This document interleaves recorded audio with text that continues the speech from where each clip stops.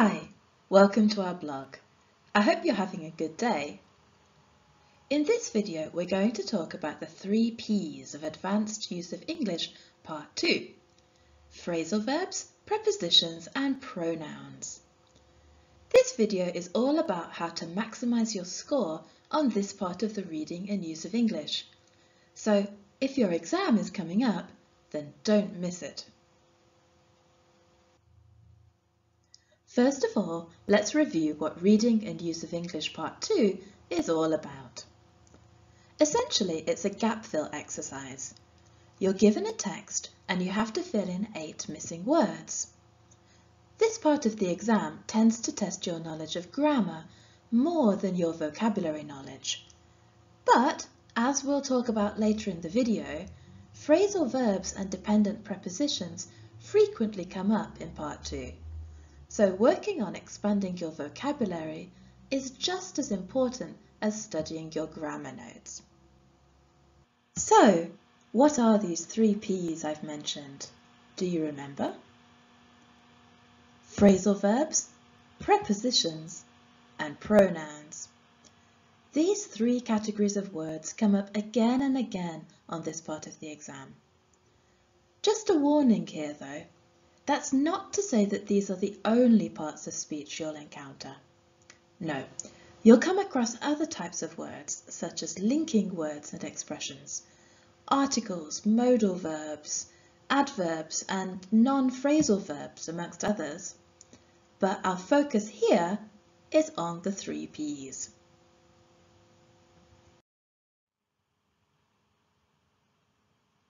Have you ever been to Canada? Well, it's absolutely freezing there in winter. It's so cold, in fact, it can make your eyelashes freeze. When you're out in this kind of weather, it calls for a huge winter jacket, and you should definitely also put on a hat. So to put on and to call for are examples of phrasal verbs, verbs that are made up of 2 or 3 parts, the base verb and either a preposition or an adverb. Did you know there's estimated to be more than 10,000 phrasal verbs in English? That's a bit discouraging, isn't it?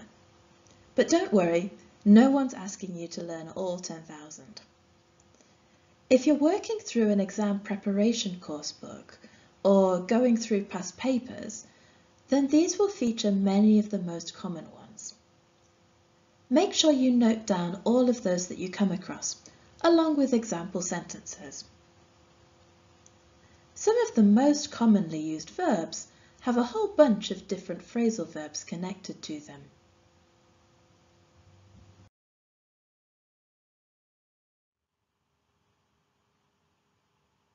Let's look at the verb to come, for example. Here you have 5 sentences, each with a missing word. They're all phrasal verbs with the verb come. See if you can fill in the gaps with an appropriate preposition or adverb. Pause the video while you complete the sentences and press play when you're ready to check your answers.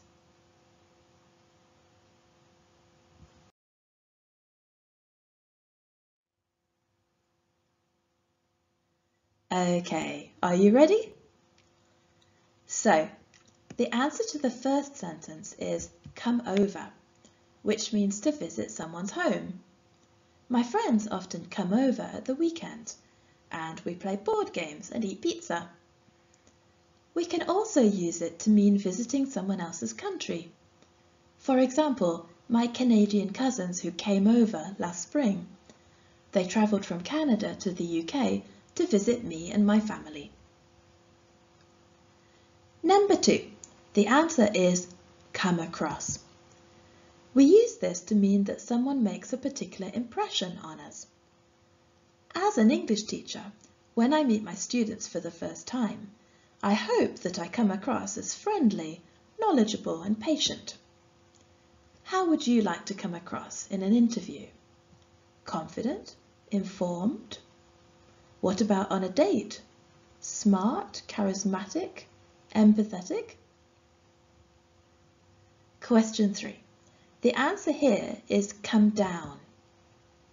come down can either be literally, as in the rain's coming down heavily now, or it can mean when prices or levels fall or decrease.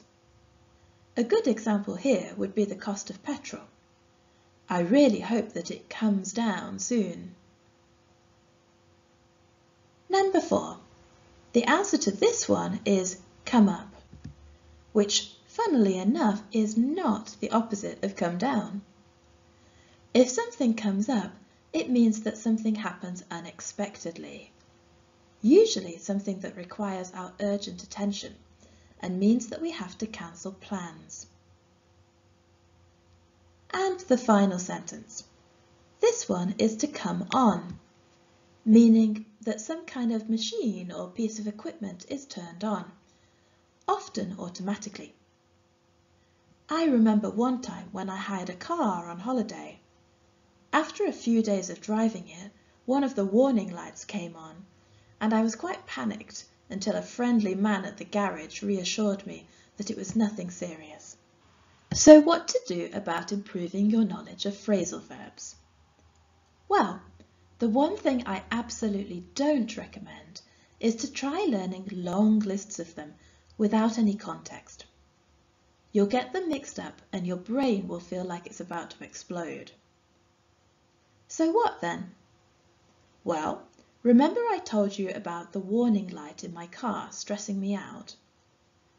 The next time you encounter a new phrasal verb, look up the meaning in a good dictionary and then write down a personalized sentence using this verb. Something connected to a memory or an experience that you've had. Read your sentence and repeat it aloud. Do this a few times. Would you ever go skydiving? Well, I know I would. I'd love to do it one day. I can only imagine the rush of adrenaline as you jump out of the plane. The rush of adrenaline as you jump out of the plane. Yes, we're looking at prepositions. Those annoying little words that we use before a noun to show the relationship between two things. I say annoying because even advanced learners find them tricky. Maybe not these easy examples that I've just given, but dependent prepositions.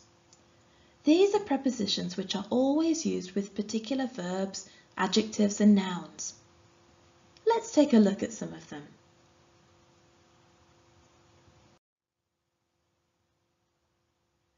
Look at the 9 adjectives below and see if you know which preposition they're usually followed by.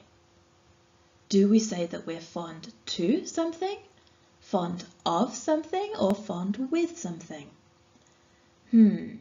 Tricky, isn't it?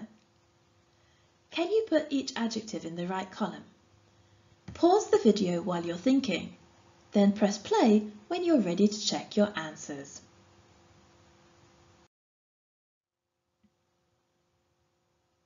Okay, done? Let's check how you did. So, first of all, fond of. I'm fond of sitting in the garden on a nice sunny day. It means I like it very much. Accustomed to. If you're accustomed to something, it means that it's normal or usual for you. Recently, I've started teaching a student who likes to have lessons first thing in the morning. It means I have to wake up very early, which I'm definitely not accustomed to. Contrary to. Contrary means opposite. For example, contrary to what you might think, it is possible to improve your score on the use of English paper. Familiar with. Are you familiar with what's required on all 4 papers of the advanced exam? If not, then these blog series will be really useful in helping you prepare. Devoid of. This might be a new word for you. To be devoid of something is to be lacking something really essential. So let's hope you're not devoid of all knowledge of dependent prepositions. Indifferent to. If you're indifferent to something, it means you don't care about it or have no strong feelings about it. For example, I'm completely indifferent to big sporting competitions like the Olympics. I'm just not interested in them. Satisfied with. I recently bought a coffee machine. I'm completely satisfied with it. It makes delicious, strong coffee that helps me wake up for those early morning lessons that I mentioned. Furious with. To be furious is to be extremely angry. For example, I remember once as a teenager when my mum was furious with me for getting home late at night. And finally, guilty of. For example, I recently watched a Netflix documentary about a guy who stole millions from a huge international company. He was found guilty of fraud and sent to prison for a very long time. So what can you do to learn dependent prepositions? Well, as with phrasal verbs, there's no shortcut really. You have to put in the time to memorize them. But as for how to do it, I have a few suggestions. Firstly, when I'm trying to learn vocab in a foreign language, it helps me to stick post-it notes in places where I'm likely to see them most often, like on the bathroom mirror or on the fridge door. Secondly, it might sound old school, but it helps me to write the words out several times so that my brain starts to associate them together. Does the scene in this picture look familiar? Give that here, it's mine, it's not yours. If you're a parent or even have siblings, you've probably heard something similar many times.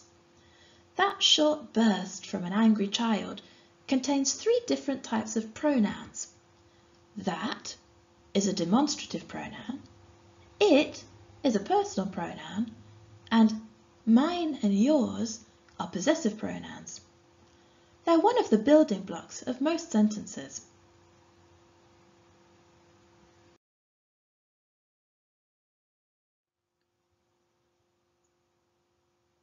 Let's see how good you are at using them. Take a look at these 5 sentences.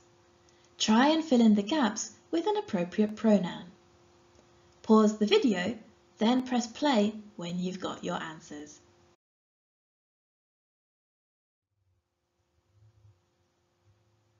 Ready? Okay, let's check. So the first sentence, here we need one of the interrogative pronouns. It makes us who we are. Sentence 2, here we have the reciprocal pronoun each other. She's arguing with him and he's arguing with her. They're arguing with each other. Sentence 3, this requires a reflexive pronoun because the subject and object of the sentence are the same. They are happy to make fools of themselves. Sentence 4, the answer is many of whom. Note that we use whom, not who, when we refer to the object of a verb or preposition. And finally, sentence 5. The answer here is the personal pronoun it, which here is part of a fixed expression, when it comes to. And by the way, when it comes to using pronouns correctly, doing plenty of past papers should show you if you have problems with any particular type of pronouns. If that's the case, then check where you're going wrong in a good grammar book. Okay, well, that's it for today then. I hope this has helped you get to grips with reading and use of English Part 2. If you found it useful, then please click the like button and share it on your socials. Remember, if you have any strategies for remembering phrasal verbs or dependent prepositions, please leave them in the comments section below. Enjoy the rest of your day, and I hope to